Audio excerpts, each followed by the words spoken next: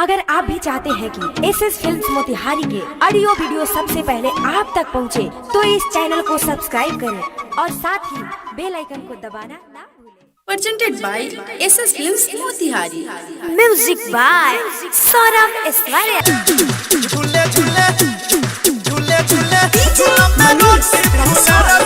झूले झूले झूले झूले झूले झूले झूला में रोटी फूले रे सखी झूले झूले झूले झूले रे जब से याद आवे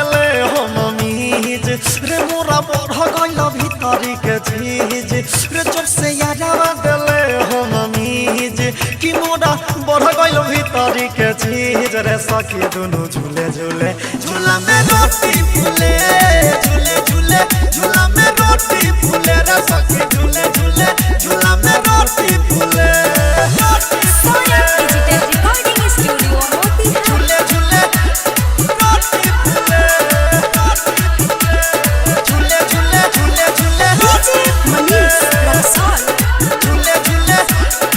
झूला में रोटी फूले हो याद ही रात में हमरो यारबा मिलेला हमके वो लइले हो जो समय ओकरा नहीं बुझाइल तोहरा समझ के दा पहिले हो रे याद ही रात के हमरो यारबा मिलेला हमके वो लइले हो जो समय ओकरा नहीं बुझाइल तोहरा समझ के दा पहिले हो रही कहियो नहीं हम दबाहिले बदले जब गेले हमके पहिले कि रही कहियो नहीं हम दबाहिले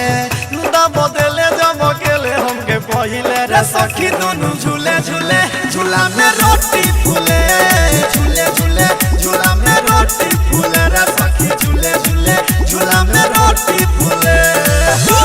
मनीष रक्सौल। झूले झूले झूले झूले रोटी फूले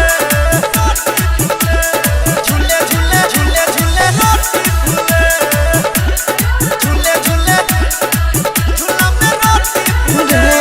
रतन रतनेश के दोस्त रे सखी कितना कहीं हम लीला रे राती के 12 बजे हमके बोला के कोइले बका पड़ा गिला रे हाँ सुधीर किशन के दोस्त रे सखी कितना कहीं हम लीला रे राती के 12 बजे हमके बोला के कोइले बका पड़ा गिला रे हम बिरजस बिहारी से कथी हम कहीं मोहि हम होला जात खूब रही सौरभ सवर से कथी हम कहीं हम वही जला जात खूब रही रे सखी दोनों झूले झूले झूला में रोटी फूले झूले झूले झूला में रोटी फूले रे सखी झूले झूले झूला में रोटी फूले रे जब से याद आवे हो मम्मीज रे मोरा बढ़ गइल भीतरी के चीज रे जब से याद आवे हो मम्मीज कि मोरा बढ़ गइल भीतरी के चीज रे सखी दोनों झूले झूले झूला में रोटी फूले झूले झूले झूला में रोटी फूले रे सखी झूले झूले झूला में रोटी फूले। Saurabh digital recording studio Delhi.